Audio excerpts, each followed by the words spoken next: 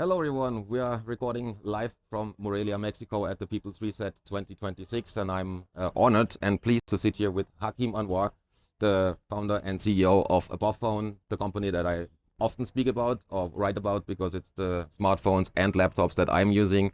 And since maybe a number of people still doesn't know you over there, why don't you introduce yourself quickly and give people a quick background on how you came to do this and what it is about.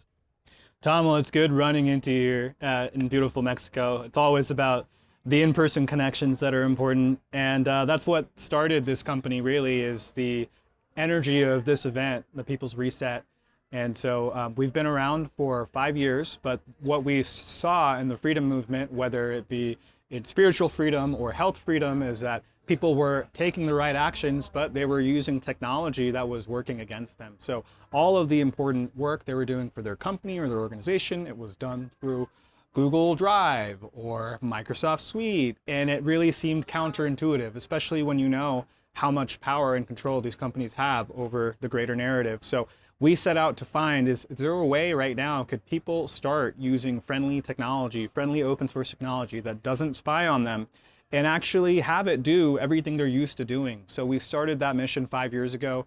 Today we have around, we're a growing company, around 7,000 customers all over the world, and we have phones that can run all the apps you're normally used to using, but doing it privately, and also works anywhere in the world. So we're really happy to take open source technology, which can sometimes be brittle and hard to work with, and make it easy to use for everyone.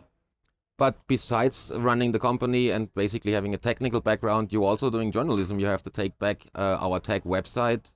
How did you come to not only providing the technical infrastructure for the guys here and basically starting the company, but also doing the journalism part, which I want to get into next? Yeah, absolutely. I was inspired by some of our favorite people in journalism, James Corbett, Derek Brose, who's a very good friend of mine and partner. And through their work, I realized, no, the truth needed to be told about technology companies and the way technology works. Because the scary part is when it's treated like a black box and you give it a lot more power than it actually needs. So I started takebackourtech.org, which is our educational initiative. Started teaching people how to use Linux on their devices, how to use privacy phones, and just the new types of technology that could save humanity in the face of tyranny. So things like mesh networking, new forms of messaging, circumventing censorship. So that blog's been going around, and it's actually, we did that before we started the company. Right now I run a weekly show called the T-Bot Show, where I stay on top of important news, robots, digital ID, that kind of thing. So yeah. Check it out, it's on Substack. And that's one of the things that differentiates your company from the other ones that we know in Europe, because there's also like Freedom Phones and whatnot. But you are actually taking it to another level because you're doing the journalism, which basically you said started first, or at least in parallel. You're working with the Freedom Cells, the People's Reset. That's all a network of people that are actually proactively creating, producing, doing something instead of just looking at things that are bad and complaining about it. So that's what I appreciate about the company, because it's really you doing something for the benefit of people, not just to make money and maybe sell your company to the next bigger. No one's touching it, right? Because that's the most valuable thing we have when technology brings us together. That's really what matters. I could care less if you use a phone. I care more if you're using it to live your life's purpose, right? So thank you for seeing that. Yeah. And one of the very important pieces of work that you recently published is, I think, around 40 pages article on digital ID, which I'm very often writing about and that I have published a lot about, talked about a lot in interviews. But I'm basically talking about digital ID as like a number, a token on a blockchain that is, like in Germany, going to be rolled out in end of 2026, early 2027. You have a citizen wallet, and that will have a unique ID, a token, a blockchain token, that is your digital ID. But there's way more to it, and as your report shows, it's a global infrastructure that's being built up. Sometimes there are different names for it. There is a way broader approach to implementing it, and maybe it's already there, even if we don't have that token. Can you elaborate a bit on what that report is about and what it covers in those 40 pages, which I recommend everyone to read because it's for free on the AbovePhone website where you can download it?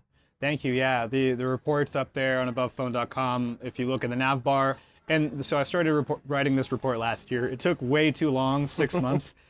I was going to ask myself the question, where can I go on Earth that doesn't have digital ID? There's got to be someone who's not enrolled in this. And then I realized, no, there's almost no place on Earth that doesn't have digital ID because of forces like the World Bank and the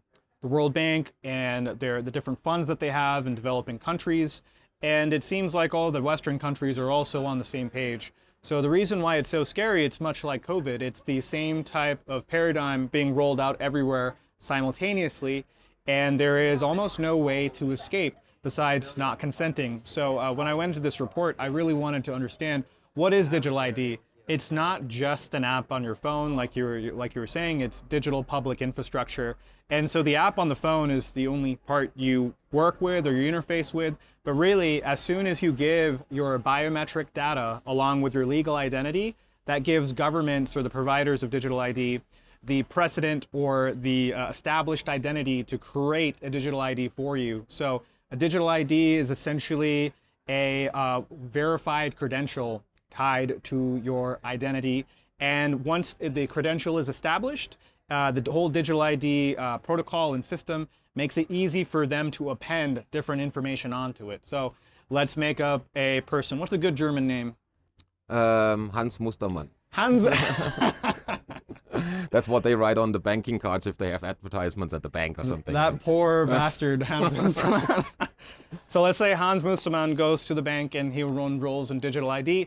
So this is the first piece. Maybe he gets one for the bank, but later on, more things are going to be available. So when Hans gets his car registered now, his car has a verified credential and it's associated with his identity. And there's verified credentials for when he gets inspection. There's verified credentials for his children, or even if he adopts a kid. So as you can see, it's this association of verified things that are happening, and eventually it will lead to a point in time where all of that data is collected and traceable. And that is the scary part. So this deadline of 2026, 2027 is very important. We see that in Europe, we see that in Australia. Intuitively, that's what it also looks like for the United States.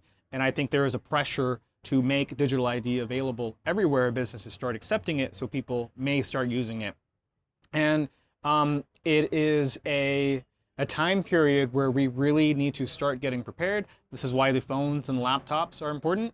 That'll be a very easy way for people to onboard to digital ID, but people don't realize this also sets the stage for automatic taxing, for carbon credits, for all these things that you've been writing about for years. Yep. And one thing that we have in the West, because there's this like romantic idea of BRICS, there is an alternative in the BRICS countries, especially Russia, where they think, oh, it's much better over there because it's Putin it's not doing that stuff. So can you, because that specific part of the report I think is very important, can you elaborate on and quickly explain what the Russian digital ID program looks like? Yeah, absolutely. I'm glad you brought that up, because that is where that's the end game, what they're doing in Russia. Russia's not shy to take digital ID and bring it to its natural conclusion. So in Russia, because of the war in Ukraine, there's a draft now. There's a mandatory draft, and no one wants to sign up for the military. Surprise, surprise. So there's a lottery, and you can be the lucky number one to get selected. So imagine how the lottery is picked. It's through the digital ID system. So if you created a digital ID, it can be activated. You'll be chosen for the lottery, and then you have 20 days to report in. Now, the sad part is there's not really a way to escape it, because the digital ID system is already at the border checkpoints. It's also at the CCTV cameras in the Moscow metro. So because they have your biometrics, they can map it to your identity. Hey, this person was chosen for the lottery. Why is he on the trade to Slavingrad? I don't know. I don't know much about Russia. And so they can stop you right there. There's any excuse for them to stop you anywhere. Yeah. So it's more developed than in, for example, other countries in Western Europe, like Germany, where they're only planning to anyway roll it out at the end of the year. And then if you look at the US, where we have the flock cameras, then you have these ring cameras, and then you have the what is the other stuff that they are combining there? That is what I think is flock and ring and Palantir. And I also read that FedEx, for example, or UPS are going to have cameras on their cars, also publicly surveilling public traffic in the inner cities. So that's gonna be a huge network of data that is being collected even through commercial providers like FedEx, because it's not federal, even though the name implicates that. But how do you describe that as being part of that digital infrastructure, and how is it going to be brought together as far as state issuing some kind of real ID, like in the US, and then having this Amazon flock camera, Ring camera stuff all brought together in one database, for example? How is that going to work, and how would you envision like the background infrastructure, like the database or something to be maintained? Is that Palantir? Is that the state doing it, or is it some like network coming together? Yeah, absolutely. This is the next paradigm in surveillance. It's something I'm calling a unified surveillance. In the past, if the police needed something from a business or cameras, they would have to subpoena and warrant them. But now, thanks to providers like Flock and Palantir, there can be these private data sharing agreements with companies. And the big story was like the Lowe's and Home Depot hardware stores in the United States. They had a partnership with Flock Camera, so they became part of that. So it's very easy for Flock to get partnerships to things like libraries and police departments and universities. So now this is expanding into the private sector, the big box stores. And it's pretty, they use crime as an excuse, but it's easy to see why any big box store funded by State Street or any of these giant venture firms will go this direction. It makes sense for them. So eventually people are going to start having to make a choice of where they actually want to go shopping, because they will end up on this massive surveillance grid. And it's very likely that Palantir is going to be the one actually synthesizing the data. They have active projects for pretty much every branch of the military, for any federal agency, and their Flock is also getting a lot of contracts now. But it could be any of them that decide to build it. Maybe it's owned by that federal agency, but due to Trump's executive orders with reducing data silos, now the doors are open to create this unified surveillance system. Yeah, because I was always like a decade ago or so, I was always like thinking that Google would be like the Skynet of tomorrow, building that huge like database on everyone and everything with your first search, and they are, and there's more. They're like, exactly. Their domain is the web. Yeah. And so. So could you maybe that's a good thing to describe it. Google is basically like the Skynet in the internet, in the web, while as Palantir and that other network is the network that is more focused on the analog world outside. Yeah, absolutely. That'd be a good way to describe it. And of course, Google and Apple do have an ear into our lives with being able to listen into the microphone on the devices, and also the cameras you have on your different devices. I mean, I think Google recently settled for, what was it, like $61 million that, hello Google, the things you have on your phones, they are secretly recording, and there's no reason not to have profiles on every individual person. They've been caught with different programs like Sensor Vault, which can find any phone inside a map area. So in the end of the day, these companies, they get a free pass to violate our privacy simply because they package surveillance products and they sell it to the government. Yep. And I wrote an article, I think in 2024, that was called Observation Economy, so Observationsökonomie. If you want to go and read that has all the details on how your iPhone or your Android Google phone takes pictures every now and then, listens to everything you do, the key logging, basically, no matter what messenger you use, logs your data, what you're typing, and it's at that time it was 98% of the world's population using either one of these devices or operating systems. Do you have new data as far as, because I see Linux is on the rise and more people are getting aware of Graphene OS, so do you see that as a development that's going in the right direction, or is it too slow? How would you currently look at that? It's going in the right direction. I mean, I don't have any data to back this up, but I think it's maybe a percentage point lower, just simply, Yeah. There's so many people, and especially people will primarily use Apple and Google, and they do have the market share. But the good news is that they're scared. You can really tell by their actions they are scared of open source tech like Linux and Graphene OS, because they're making moves to separate the ecosystem of a de-Googled phone or a private phone versus a Google licensed phone. Yep. So Google has done things like the Android developer verification program, where if you want to have an app on the Google Play Store, you have to submit your ID to them, and they have the master keys to it so they can overwrite it, right? And so they're trying to create this wall. If you have a privacy phone, they don't want you to be able to access apps, even though there hasn't been anything to stop that yet. But more importantly, they understand how powerful software can be, and they want to protect people in the mainstream. That's why it's really important to take a full measure and actually get a new device. Yeah. Yeah, and I can only emphasize again, look at a above phone, and it's not just for tech nerds. You can basically, my grandma can switch it on and use it. Put in your SIM card, it works right away. It does have all the apps. It works like a normal phone and even has a longer battery life because it's not doing all these background jobs, selling my data to anyone. So I have 2 or 3 days of battery life, while as my iPhone before had maybe 14 hours. And I'm doing the same stuff. Yeah?